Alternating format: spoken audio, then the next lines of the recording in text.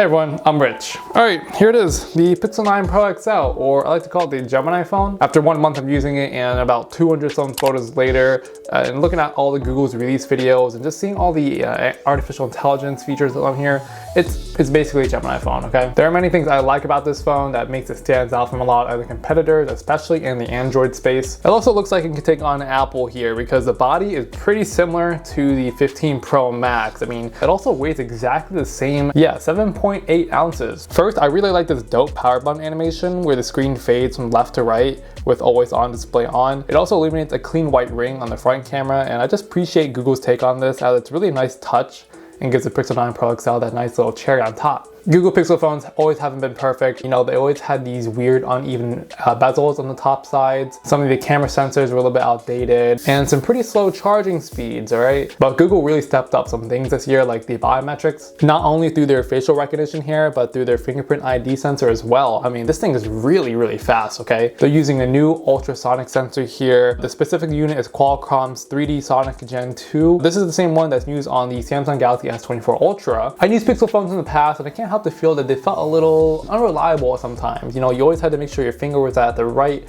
area on it, and sometimes they wouldn't pick up or wouldn't read it. But with this one, I just feel like it's like a lot more forgiving now. You can have like almost at any corner, any angle, and it just works just like that. Pair that up with Face ID and I just feel like you're more faster to get into your phone. And hardware wise, on the Gemini 9 Pro XL phone, sporting a 6.8 inch LTPO OLED panel branded as their Super Actua display, and hey, I don't think it's a joke. It's large and great for people who appreciate this viewing experience for day-to-day tasks. It gets very bright up to 3000 nits max without sacrificing on color vividness or clarity. It's a real treat as you can really see your screen during the daytime without having to cover over it at the sun. And at nighttime, it can get a little bit too bright. I mean, I use this phone as a little flashlight using the front display sometimes when I gotta go through some dark places. Yeah, you know, you can just see how this kind of bounces off my hand. This is just a regular dark blue wallpaper here. Without a doubt, I think we can all agree this was a very nice improvement. The Pixel 9 Pro XL refreshes from 1 to 120 Hz with very smooth scrolling and usage. It has a famous Gorilla Glass Victus 2 on both sides. The one on the back is kind of a silky matte back with a polished metal frame. Basically, the entire phone is very, very well made. This offers enhanced protection against drops from higher heights.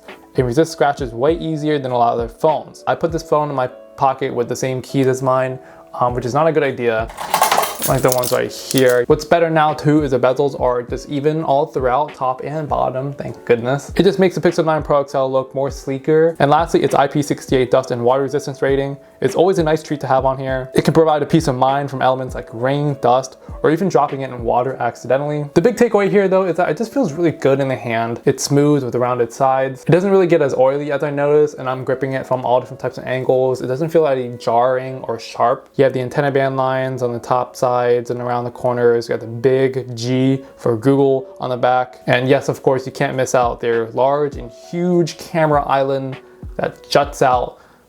We'll talk about that in a little bit. The speakers though, while just a simple line cutout, actually gets pretty loud and punchy. It has enough volume to fill up and get louder than, you know, my shower. So for large bedrooms, and even just being outside in general, the speakers have a lot of kick, all while sounding crisp and clear without any tinning at max volumes. What made me happy about this phone though is just like coming back to like the Pixel experience, I guess. Pixel's UI, which is running Android 14, the latest OS that's out right now. You know, we have a promised 7 years of updates and it just feels as homey as ever. I really like the app icons, the spacing's really nice, the font is super familiar and easy to look at. The weather app is pretty high-key cool as well. You have these big and bold widgets that tell you the wind speed, air quality, humidity, all that sorts of stuff. You can rearrange around them, play with them. You also get this AI weather report up at the very top. It gives you like a quick and descriptive sentence on how the rest of the day is going to be. So, and then you have this live thermometer app, which is like your built-in thermometer gun for whenever you want to check the temperature of things. It's got this nice little live view camera that uses the back sensor and can even detect human temperatures as well. I just want to try that real quick. I guess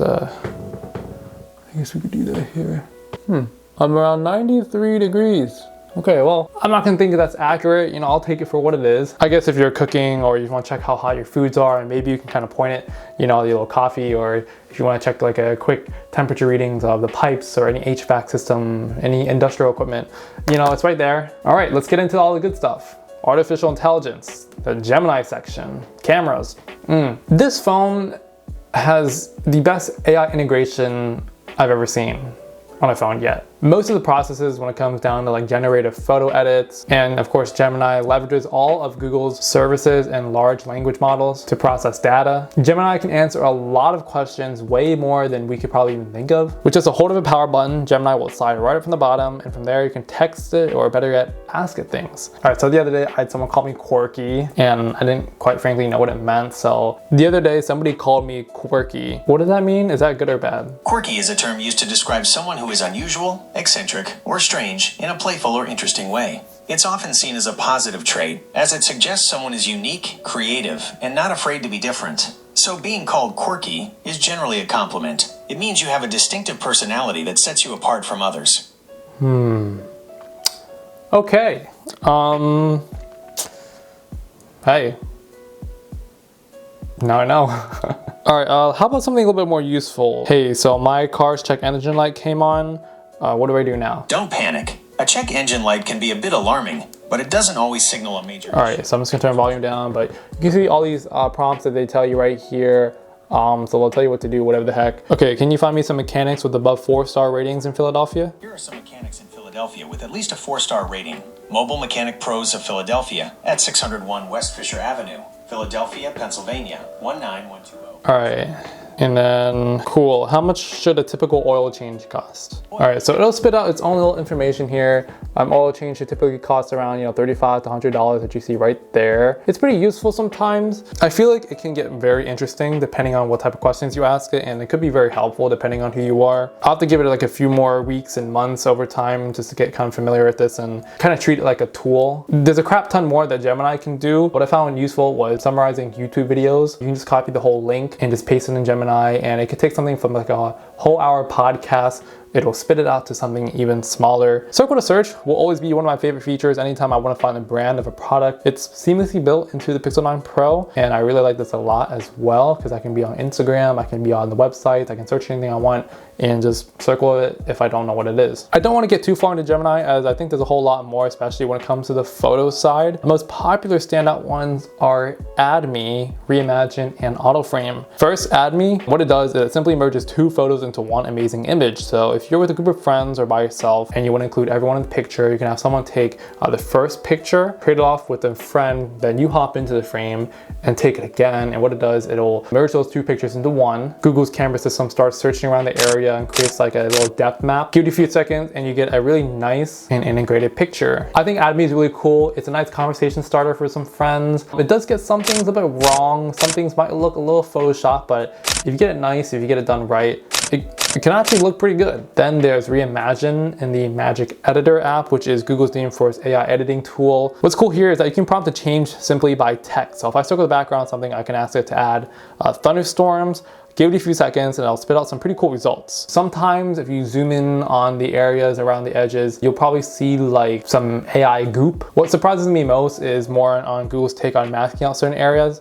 At least for me, especially my hair, it's kind of frizzy sometimes. If I enhance it and add like an artificial background blur, it does a pretty good job at detecting my loose hair strands and blurs out the parts that need to be blurred. And of course, with the Pixel 9 Pro XL's triple camera setup here, it's a real treat. I like to call this like the camera island. It kind of reminds me of Ready Player One. It just looks very futuristic because like this phone has like a pair of headset on. It's just kind of like, hello. We are scanning the area right now. The photos here look pretty damn sharp with lots of high dynamic range and contrast. I found that it worked really well with skies. Like anytime I took pictures with skies in it, the camera processed it super well and quick. Nothing was blown out. Everything looked really detailed. That and golden hour, I'm all for it. It's all nicely laid out with settings that make sense and icons that look very nice and juicy to press on. Focusing was fast for the most part. I didn't think any of the clips felt grainy until I really zoomed in on here. You do also get the options of video boost. So how it works is the Pixel saves the original video on your phone. Then I'm using Google's Tensor G4 CPU chip, which is very powerful. It'll send a new version to Google's cloud services. They're gonna process it and then they're gonna send it back. They're gonna remove any graininess. Any movement will be stabilized. The exposure will be corrected and it just looks way more sharper. It does take up a lot of space. I've heard people say that it's around like 3.5 gigabytes for just like a 2-minute video. So I don't know if I'll always be using it. Maybe only if it's at nighttime and the conditions are pretty bad. bad, or if I zoomed in really far into something, it looks a little bit grainy. And speaking about zooming in, it's not the best here either, as I feel like when it switches between the camera lenses, it just looks kind of choppy, almost a little jittery. It could be due to the camera orientations and how spaced out these lenses are, but it just doesn't really look the best and isn't as smooth as something like an iPhone. And as far as the battery, I usually use the Pixel 9 Pro for around 2 hours and 27 minutes per day, and lose about an average of around 35%. This was with Wi-Fi and Bluetooth enabled as well, and around 50 to 60% brightness on. I found in real world usage though, I can use this phone for around close to 3 days without having to plug this back in. And it charges real fast too, with support up to 23 watts of fast charging, which is a pretty weird number.